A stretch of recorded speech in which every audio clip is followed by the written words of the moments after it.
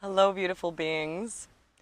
So, ah, lighting isn't perfect, background isn't perfect, but sometimes embracing the imperfections of the moment are the perfect times for one to create art and express themselves. So the term I kind of want to deep dive into today, which is why I love YouTube. I feel like it's a space that I allow myself to really go deep into contemplation and very vulnerable spaces within me.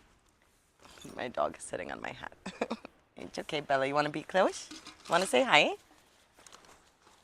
This is Bella. So, the term coming, she's my, she's my guru. Say hi. Say hi. Say hi. Mama, I love you. If you don't have a small dog, get one. Go get your ball. Go get it. So the term I wanted to talk about today is multidimensional grief. It's the words came through and it sounded like just words initially. And then a few weeks passed, I'm like, oh, yeah, multidimensional grief. And so I don't have like a specific one thing that I ultimately want to say about multidimensional grief. It's something that I've experienced in moments in my life. And now it's kind of becoming this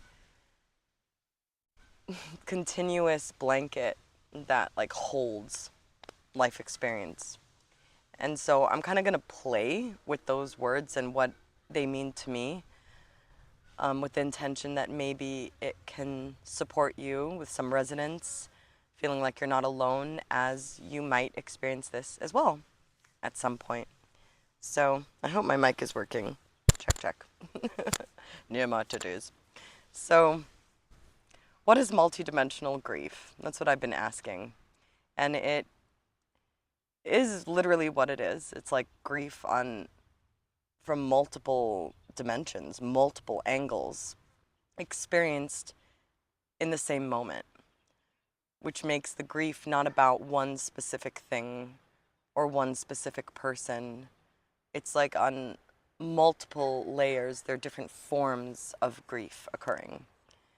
Now, I'm going to use, instead of the word like, actually, the pain, the the grief can feel like a pain, but like a healthy pain, like a cleansing pain, like a purification pain. It's not like endless looping suffering of the mind. Multidimensional pain or grief has to do with liberation, actually.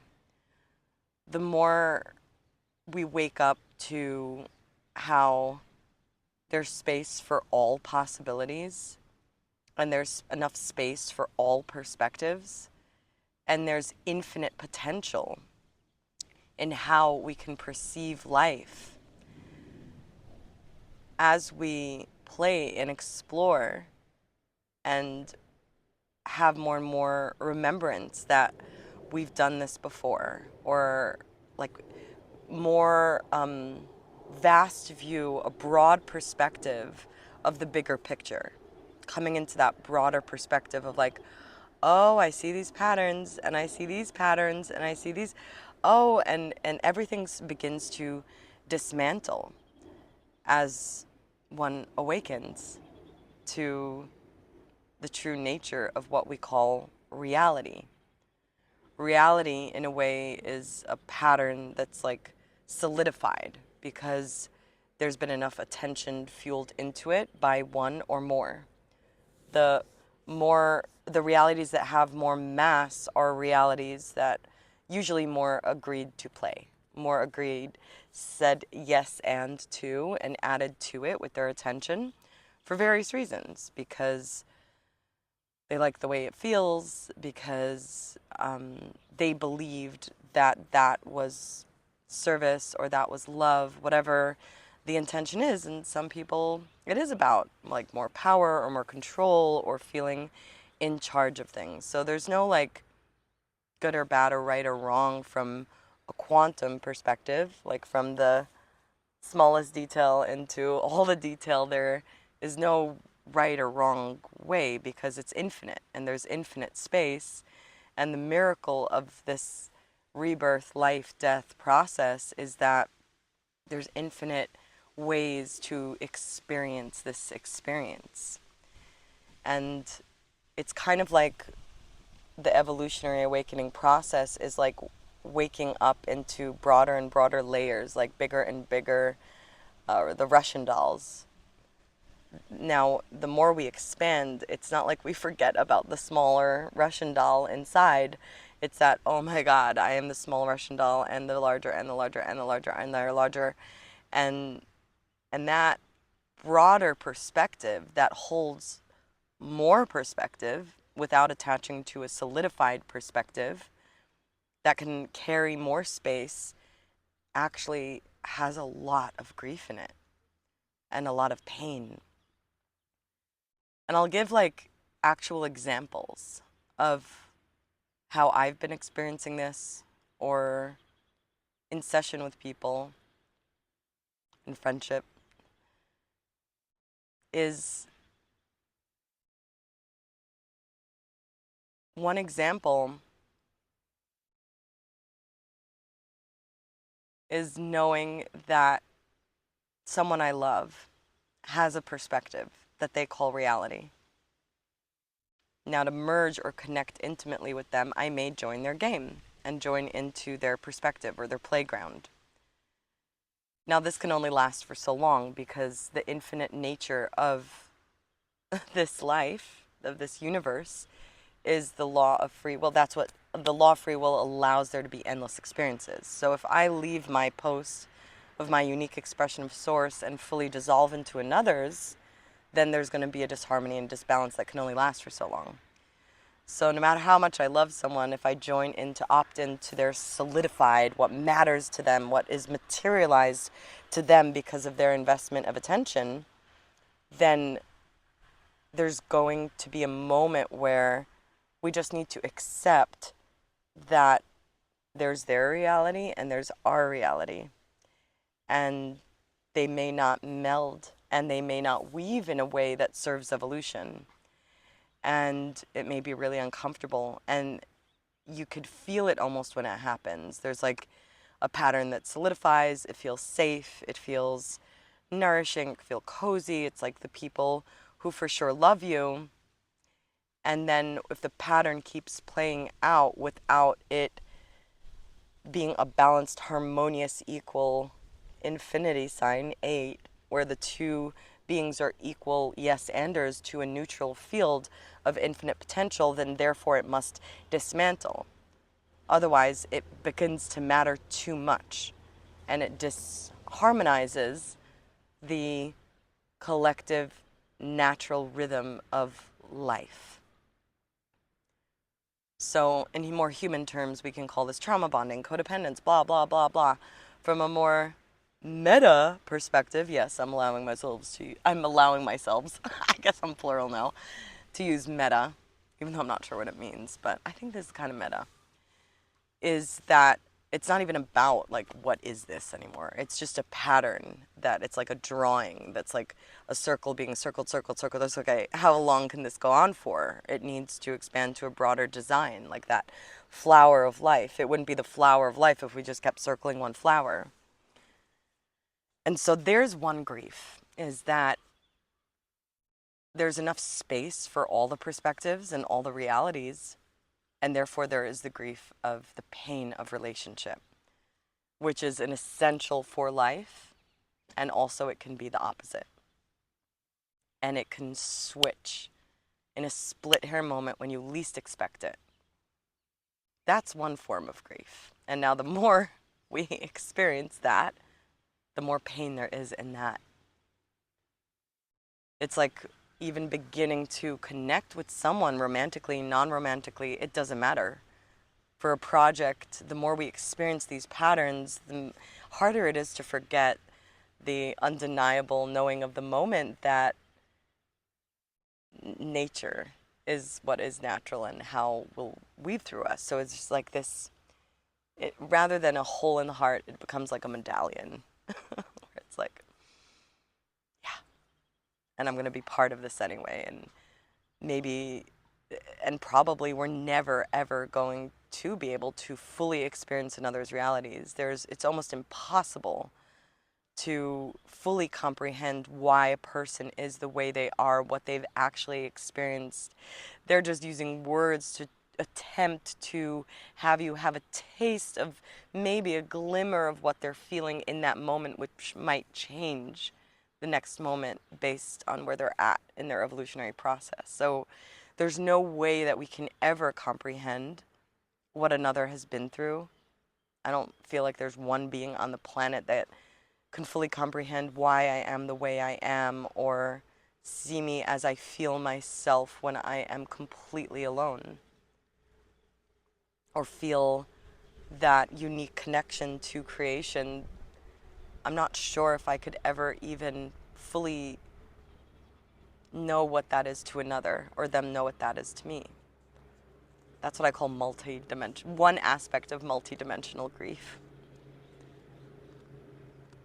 Now, I'll talk about other kinds of grief, but there's a kind of like a positive side to this, so bear with me. First, the positive side is being acknowledged in the experience. I find so much relief when I know I'm not alone in certain experiences. It allows me to trust the process of life, and even if it's not your exact experience, which probably isn't, it's like a speck of me experiencing maybe the same experience you may be having or have had from a different angle, which can feel really nourishing, to me at least. So other kinds of grief are the perspectives, that how we perceive ourselves, how we see ourselves, how we see others, how we see what purpose means or what life is, our perspective art around what love is, what is important to us. There are stories and narratives which make sense of our life, and the more we play through the perspectives and the more lives we've lived, in a way it's like almost like there's less to play with. But when we play so much with so many types of perspectives, it just all cancels itself out. It's all nothing. It doesn't mean anything ever. And so there's this like sweet death that can occur of like, I know it's nothing and this is my perspective art. And there's grief in that, to knowing that it all goes back to nothing. For those of you who have been at Burning Man, you know what it's like to see all those pieces of art burning that everybody worked so hard on. And it's like this deep heartache, pain, grief. And so there's that grief, that pain of devoting ourselves to something, a product, a purpose, a mission in the name of art, while knowing it is just art that will be burned down to the ground at some point. Might last a few eons, but and so there's that grief. And sometimes, I really feel, for me, it's like I feel like I'm dying into like music. I don't even know what that means, but it's what makes the most sense beyond narrative is harmony, sound, resonance. And so I feel like I'm dying into that, which I'm probably going to be learning a lot about. But there are different ways to navigate and play with life and with others that are beyond narrative and beyond even what we define as relationship. It's like coming together in the grief in the name of art. That's what I'm kind of coming toward as I talk to you through it. So that's another kind of grief. I'll mention, I think, one more kind of grief, which is kind of weird to share because it's so, this is why I feel like I'm gonna be coming back to expressing more through art, musically or performance wise, even though this is a form of art too, that contemplative state, which I love, is there's perception grief and pain. So perception to me, that word means how I perceive my external experience. Like, what is this tree to me? How do I focus on it? Like, am I focusing on the wind blowing through it and how it's making the leaves shake? Am I perceiving it through the light and shadow? Am I perceiving it through its trunk, through its roots? Like, there's so many ways for me to experience this tree. Am I playing with it being a spirit that's embodying a tree that's speaking to me, that could get really trippy. Definitely love adventuring in those ways. So there's like, how am I perceiving my external experience? And when we play with that, there's this grief that settles in. Even if I look at this tree, I usually do settle into a space of grief of I will never know what you really are in your experience. And there's so many ways I can connect and experience you, and it doesn't matter. But I still get to play with you. I might show you the tree in a moment. It's really cute. It's like a baby tree in my perception right now. So there's that grief, and it's kind of opening up the gateway of this positive note of this grief and pain is that play, right? The more we play with perception, perspective, relationships, the more pain there is, because when anything is possible and nothing matters more than the other thing, it can feel like the opposite of matter, the opposite of materializing, which is death. The broader, bigger bodied Russian dolls, that's how I experience my layers of death. And it helps through that process to feel like there's a divine design to it all. Now, the other leg of perception grief is the internal ways we perceive ourselves, perceive the information of our imagination, our feeling, our sensation, the temperature. And there are even ways to play with this. And I reach moments in time where I'm like, I actually don't know if it's hot or cold. Like, if I play in the desert when it's really hot, I can like tune myself into feeling cold or cold to hot. It's like not about manipulating reality for me. It's more about playing with reality.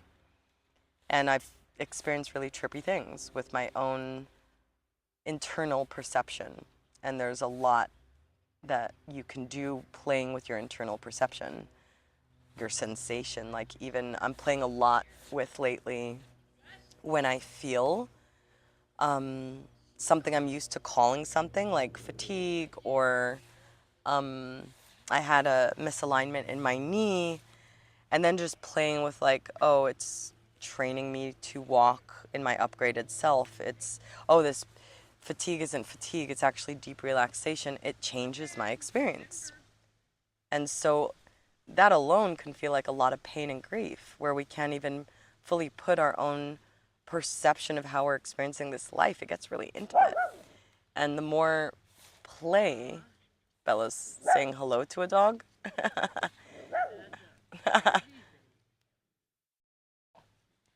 Thanks for saying hi, Bella. Hi. I'm saying thanks for saying hi, Bella. Hi. For some reason you look awfully cool. Oh, thanks. Stillness brings in coolness, so I'm not moving much. After this, I won't be either.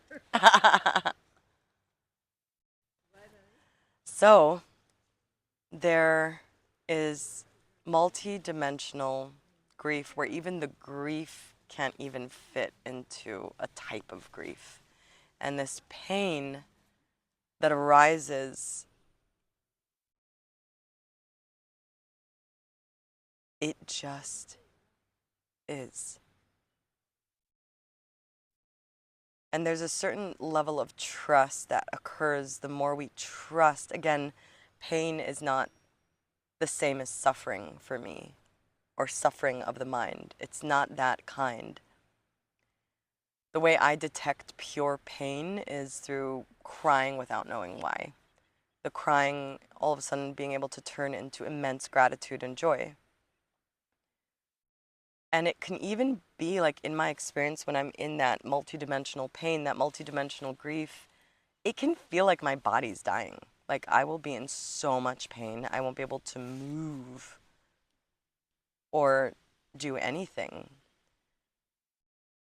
And so the positive ends of this is it really does, as we go into these bigger Russian dolls of ourselves, there's a almost like a, oh, here you are again, and a deep respect and reverence for the pain and for the grief. Which both words to me are kind of the same, but I like using words that begin with P's because that's my playful pathways inner puzzle process, and also the process I'm sharing with beings now. It's like a playground process to embody one's multidimensional nature and create their unique puzzle piece within the planet, within the collective planet, their unique playground where innocence can thrive and feel safe. So there's a trust and a reverence and an honoring of this pain, almost like it becomes a lover. Not only that, it becomes the cave of wonders where we can only enter into alone, but when we really do enter, we experience the all oneness. That's where we get to feel deeply held and supported while we let go and shed, recycle, refurbish, where we dissolve into nature so we can be our more natural selves. And the heart stabs, heart breaks, heart wounds, heart holes become medallions. Rather than feeling like that, we begin feeling like, it's my badge of honor. I know that pain. You can start seeing it in one another's eyes, feeling it in the subtleties of another being where you just know that you've been to similar levels of depths. But it's really a paradox, which I really do feel like I'm always presenting a paradox. Like, I talk a lot about play, but there's like so much pain interwoven with it. Because the more we play with possibility, the more possibility there is, the more space there is, the less in control that we are, and the more surrender and trust. And like, it's like, whew, more play, more pain, more play, more pain, more play, more pain. And again, pain is not looping suffering. Sometimes it can be experienced that way, but then it leads into, usually when there's a looping pattern, what happens to a looping pattern? It just turns into zero. Play the pattern, merry-go-round, zero. And it expands in that flower of life. So this is like very, I don't know, metaphorical, contemplative, unlinear. I like to think of it as a artistic contemplation. And I'm really grateful I get to do that through this channel. So thank you for, if you have watched this whole thing, wow, hello. I would love to connect and know that you enjoyed it or didn't enjoy it. No, actually, if you enjoyed it only, okay? I don't want to hear about you not enjoying this. Like, why would you watch it if you didn't enjoy it? So please do, if you did watch till now, support with your attention through a like, a comment sharing where that touched you, a question, subscribe if you like it. And if you feel like there may be another that's going through what we may call depression, what we may call rough times, share this with them. It might support them even if you don't fully get what they're going through.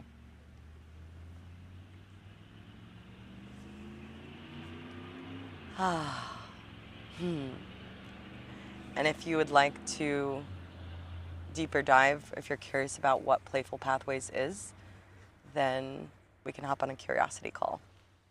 They're available via my Linktree. Also, speaking of curiosity, you can join a collaboration with Hannah, who's currently my housemate, Hannah Taylor. We're going to do our second collaboration, group collaboration, which is Playing with Curiosity. And so you can find that in my Linktree to sign up as well. I think it's happening,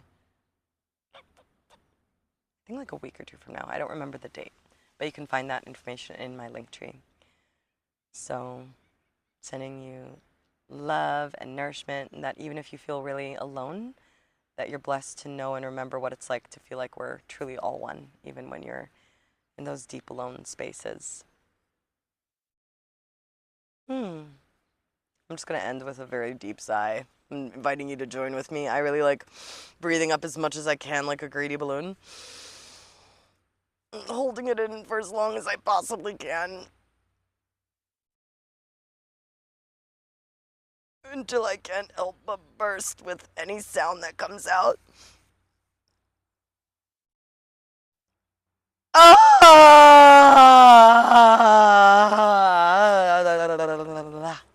I really feel like also shaking the head balances out the right and left hemispheres of your brain. It hasn't been scientifically proven yet, but maybe I'll do that. I'll scientifically prove it. Bribe a bunch of scientists to prove that my opinion is real. What do you think about that? Okay, bye.